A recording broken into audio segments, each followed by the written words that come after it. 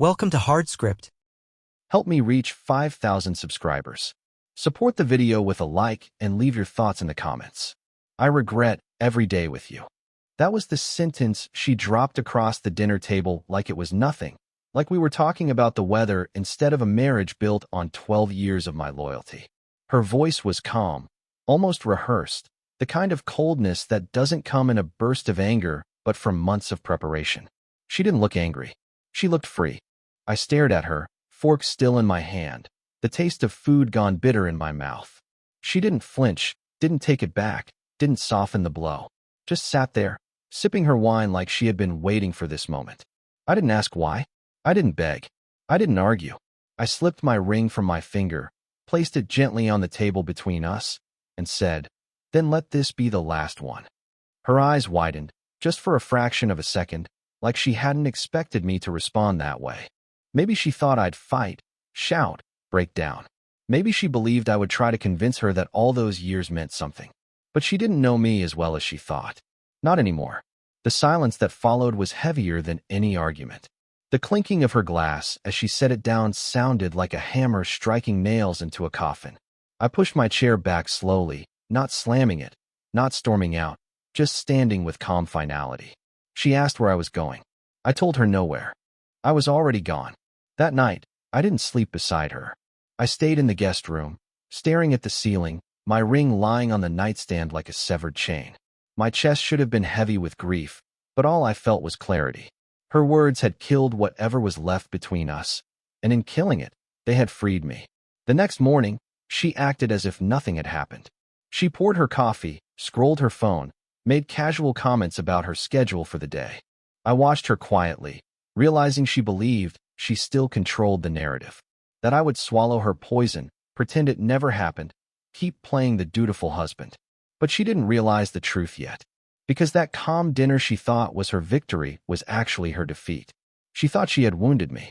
In reality, she had given me the permission I had been waiting for, the permission to stop caring, to stop fighting, to start erasing her from my life.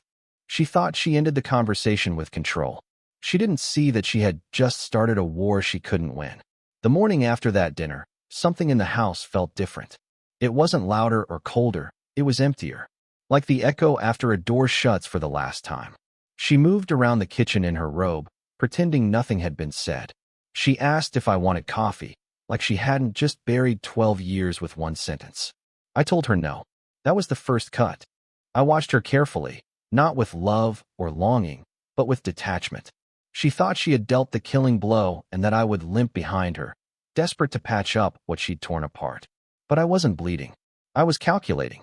Every word, every look, every silence from that moment forward was measured. I wasn't her husband anymore.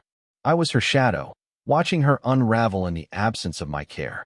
That day at work, I moved money from our joint account into one only I could touch. Not all of it. Just enough to signal a shift without her noticing yet. I canceled a few subscriptions she used, the small luxuries she never realized I had been covering. Nothing loud, nothing obvious. Just little adjustments. Like loosening the bolts on a machine until it rattles itself apart. When I came home, she greeted me like always, a smile stretched too wide, the kind that didn't reach her eyes. She asked how my day was. I told her fine, nothing more. The silence after my answer was sharper than any argument. She filled it quickly, babbling about a new project at work, about dinner plans for the weekend. I nodded occasionally, but inside, I was already gone. That night, she slipped into bed beside me and reached for my arm. I let her hand rest there for a moment, then shifted slightly, just enough for her fingers to fall away.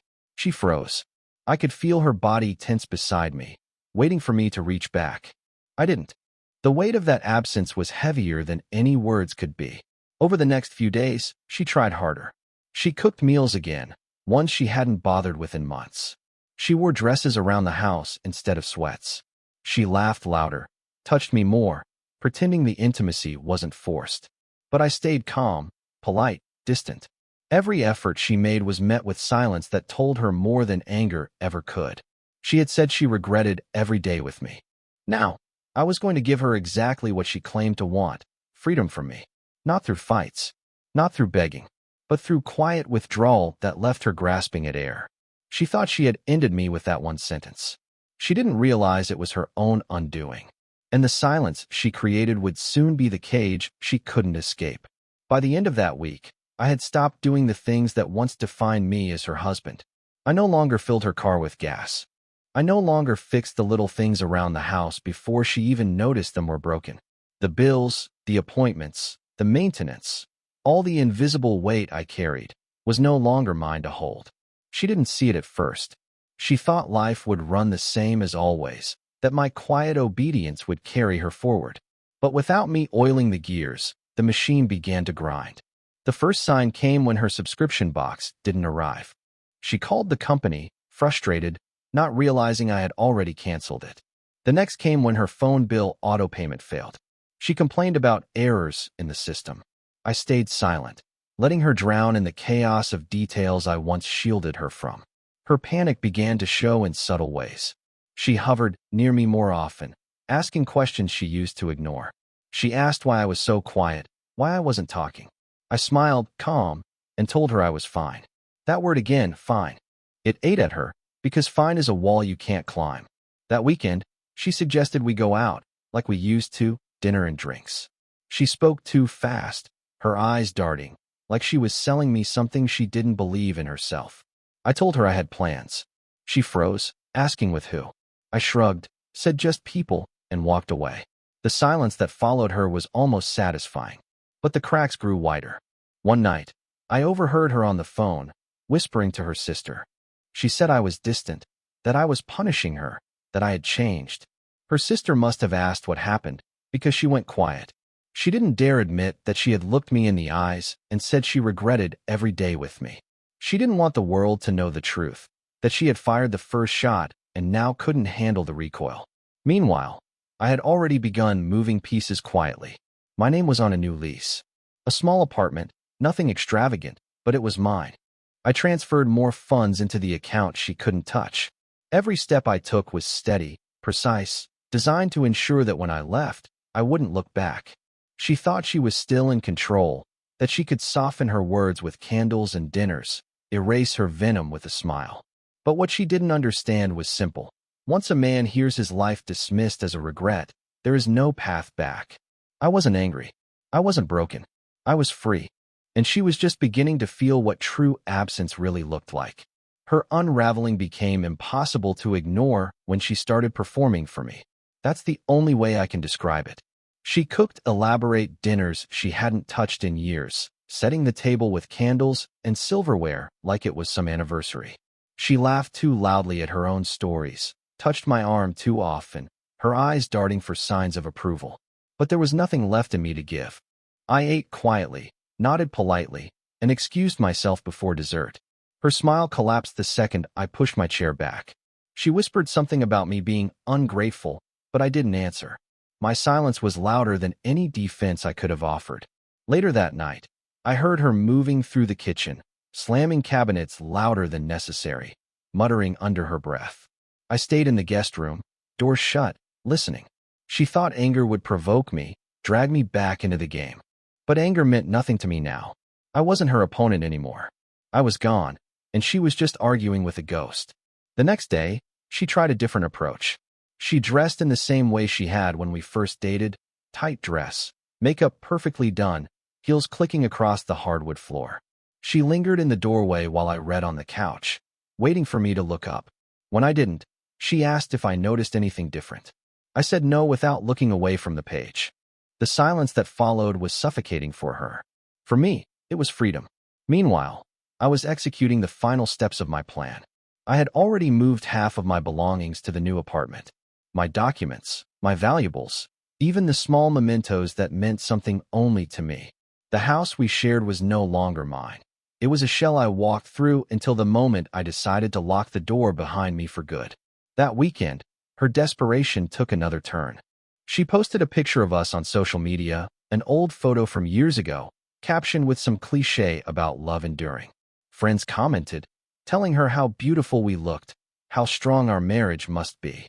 She smiled at her phone, soaking in the validation, but when she glanced at me, she saw nothing. No agreement. No warmth. Just detachment. The picture was a lie, and she knew it. She had said she regretted every day with me.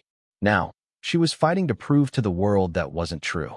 But the harder she fought, the clearer it became, to her, to me, to anyone paying attention, that the war was already over. I wasn't hers to save anymore. I was already living in the silence she had built, and for the first time, I found peace in it. The cracks in her performance widened when people around us began to notice. A mutual friend texted me one evening, asking if everything was okay, saying she seemed different lately. I didn't answer. I didn't need to, because I knew exactly what was happening. She was unraveling, but she was determined to control the story. She told her sister that I had grown distant, that I was cold, that she didn't know what had happened to me. She painted herself as the confused wife trying to hold a marriage together while her husband slipped away. But she left out the most important detail, the words she had whispered over dinner, the confession that she regretted every day with me. That part stayed hidden because it didn't fit the role she wanted to play. At home, the tension thickened. She tried to pull me into conversations, asked if I was upset, if something was wrong. I answered with calm indifference, always the same. I'm fine. She hated that word now because it gave her nothing to grab onto. She wanted anger, confrontation, anything that would prove I still cared enough to fight. Instead, I gave her silence. And in that silence, she started to drown. I noticed her scrolling through my phone when she thought I wasn't looking. She checked my pockets for receipts, asked casual questions about where I'd been. The suspicion in her voice was almost laughable. She thought there had to be someone else, that my distance was another woman's fault. But she was wrong. I wasn't leaving for anyone. I was leaving for myself. And that terrified her more than any affair ever could. Meanwhile, I tightened my preparations. The apartment was ready, stocked, furnished, waiting. My finances were secure. My documents safe. Every step had been calculated with the precision of someone who had stopped thinking with emotion and started moving with clarity. One night, she tried to corner me. She asked directly if I was planning to leave her. Her voice shook, though she tried to mask it with anger. I looked at her for a long moment, long enough for her to hope I might answer. Then I turned back to the book in my hand and said nothing. The silence stretched, wrapping around her until she snapped, storming off with slammed doors and muttered curses. That was the moment I knew she finally felt it. Not just suspicion, not just worry, but fear. The fear of losing the man she had dismissed so easily, the man she claimed to regret. And now, that regret was about to become real. Because soon, it wouldn't be just words spoken over dinner. It would be her reality. A reality where I was gone, and she was left choking on the silence she created. The tension inside the house grew like a storm cloud no one wanted to name. She kept trying to mask it with small gestures, making my favorite breakfast, leaving notes on the counter, even laughing at jokes that weren't funny. But everything she did reeked of desperation. It wasn't affection anymore. It was bargaining. One evening, I came home later than usual. She was sitting in the living room, dressed up like we were expecting company. The lights were dimmed, candles flickered, wine already poured. She told me she thought it would be good for us to reconnect, to talk. I sat down, sipped the wine once, and then set the glass aside. I thanked her politely, then stood up and said I was tired. Her face crumbled as I walked past, the act collapsing in on itself. That night, I heard her crying in the bathroom. Not loud sobs, but the kind of muffled, restrained tears that only come when someone finally realizes control is slipping for good. I didn't move. I stayed in the guest room, staring at the ceiling, letting her face the silence alone. It wasn't cruelty. It was clarity. She had told me she regretted every day with me. Now she was learning what it felt like when I started erasing myself from hers. The next morning, she shifted tactics again. She asked directly if I still loved her.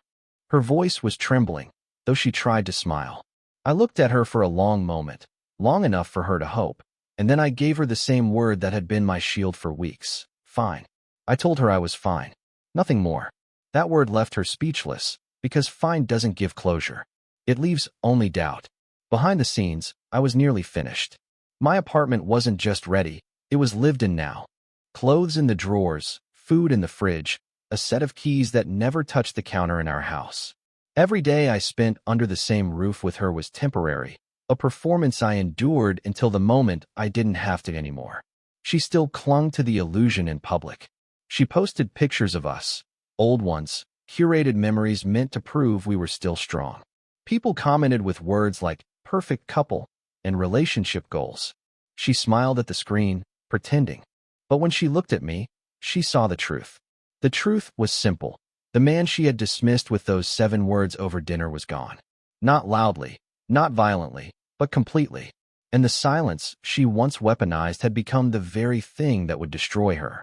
By the second week, her mask had almost completely cracked. She wasn't subtle anymore. She followed me from room to room, asking questions she never cared to ask before. Where was I going? Who was I with? Why was I coming home later than usual? Her voice carried the edge of panic, but she tried to hide it under a thin layer of casualness. I answered with calm indifference. Out. With people. Just late. My words were short, my tone flat, and every vague answer drove her deeper into paranoia. She began searching for evidence. I noticed her rifling through my laundry again, checking pockets, pretending to fold clothes that didn't need folding. Once, I caught her scrolling through my phone when I stepped into the shower. She tried to hide the guilt, but it was written all over her face. She thought she would find proof of another woman, but there was none. That was the cruelty of it. My distance wasn't about someone else. It was about me. And that truth hurt more than betrayal ever could. Meanwhile, the practical side of my exit was almost complete. Every account was separated. Every document transferred. I had even spoken with a lawyer, who now had a file ready with my name on it. Divorce papers that only needed a date. She was still living inside a performance, but I had already dismantled the stage. One night, she tried again to claw her way back into relevance. She poured 2 glasses of wine, turned on music we used to listen to when we first dated, and asked me to dance. I looked at her, calm and steady, and told her no. She froze, her hand halfway extended, then pulled it back slowly as if she'd touched fire. The rejection was silent but absolute. Later that evening, I heard her on the phone with her mother. Her voice cracked as she tried to explain what was happening. She said I was cold, that I was punishing her, that she didn't know why I had changed. I waited for her to admit the truth, to repeat the words she had said so calmly over dinner. But she didn't. She painted herself as the victim, careful to hide the fact that she had pulled the trigger first. I didn't confront her. I didn't call her out. I simply continued the quiet dismantling of our life. Because I knew the truth would eventually catch up to her. It always does.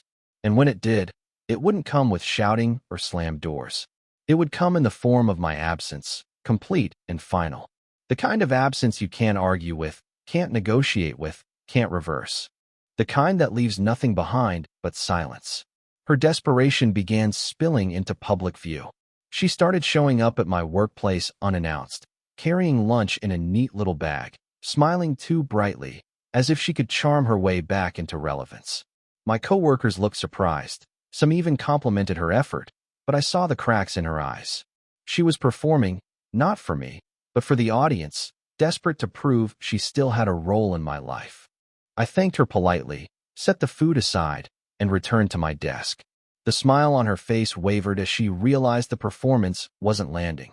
At home, she tried to stage scenes of domestic happiness.